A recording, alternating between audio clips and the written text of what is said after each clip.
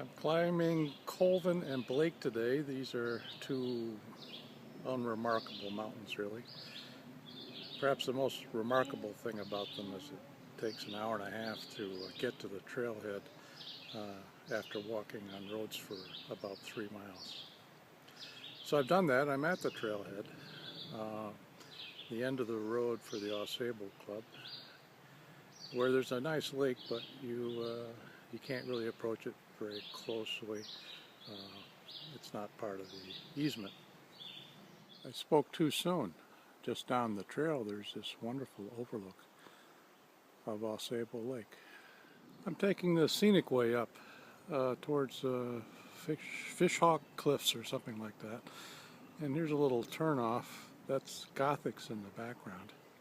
Now, planning to do these side trips on the way down doesn't really work, at least not for me, because all I can think about is the car.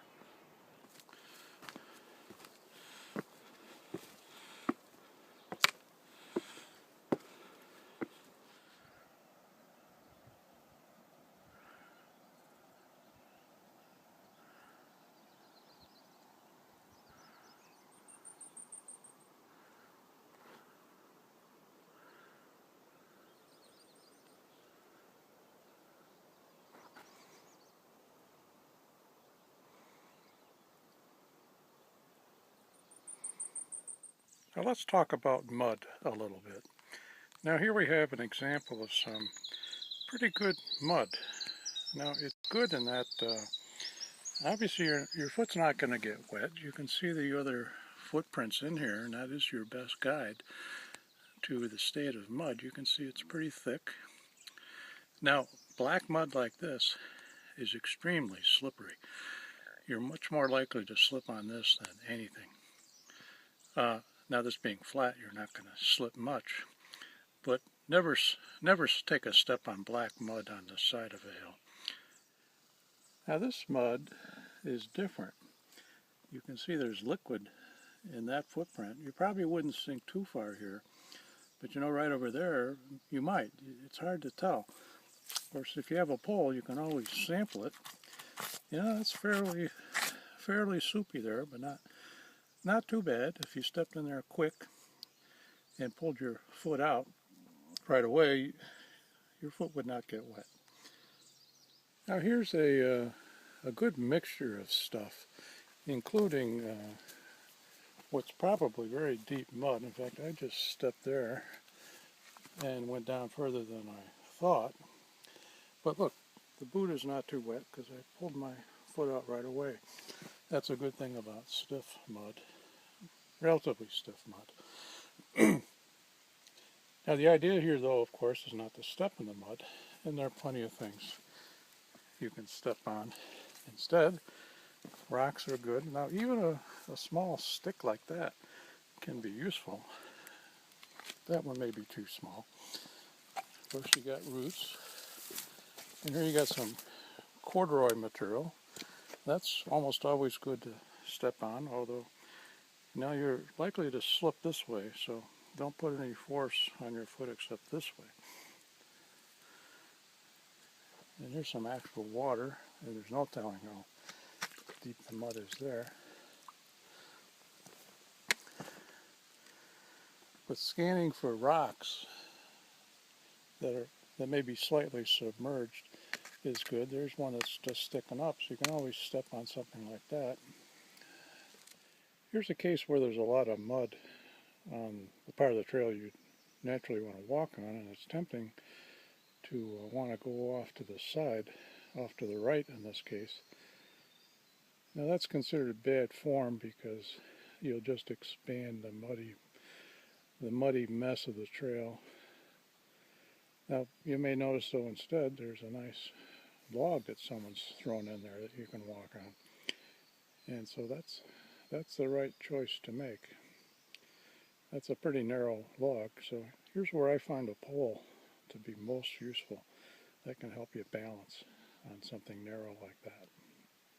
The principal hiking organization in the Adirondacks is called the ADK. They have a professional trail maintenance crew. Some strong young men with crowbars generally, and they do things like this. They've made these, well, not quite natural looking steps, which is good for preventing erosion and nice to step on. They're still challenging things to step on, like right here.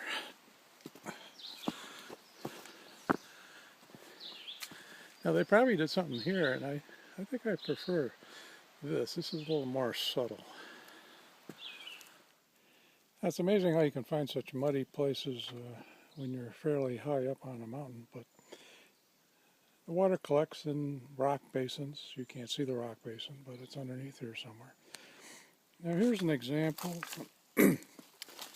of some mud with, you might be able to see this, there's sand in there. Sand usually indicates that it's firm, but let's see.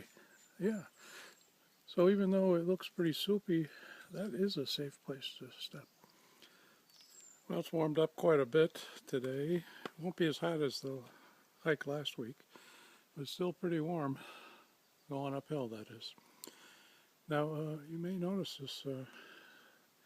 this shirt I'm wearing. This is actually a mountain bike shirt. I've been assured by my best friends that it's an extremely ugly shirt. I kind of like it.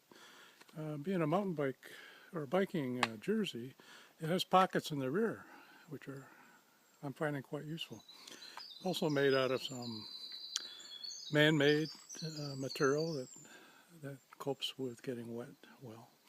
Speaking of getting wet, it may rain later today, perhaps thunder showers. That would feel good right about now, but I hope it doesn't.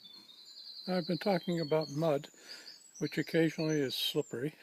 The black mud is often very slippery. Now rocks, on the other hand, in the Adirondacks are rarely slippery. You can almost always step on a rock even when it's wet.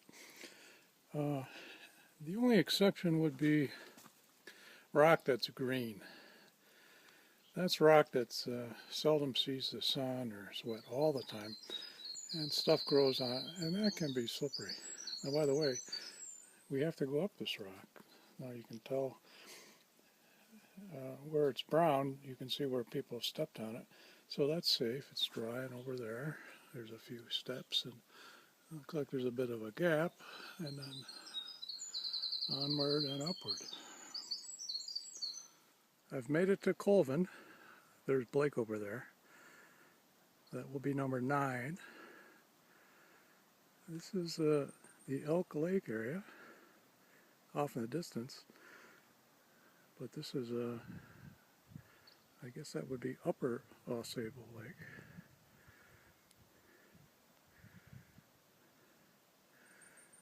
Part of the Ausable Club is down there. I see some boathouses or something.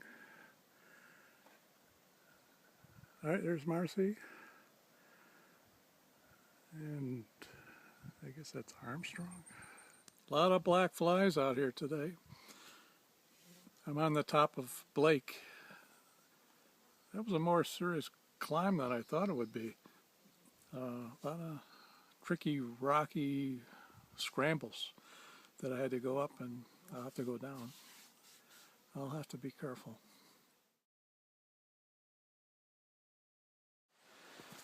This stuff is called hobblebush. It's called that because when the tips fall over and touch the ground, they form roots at the tips and create a snare for unwary walkers. I feel pretty hobbled with or without them though right now.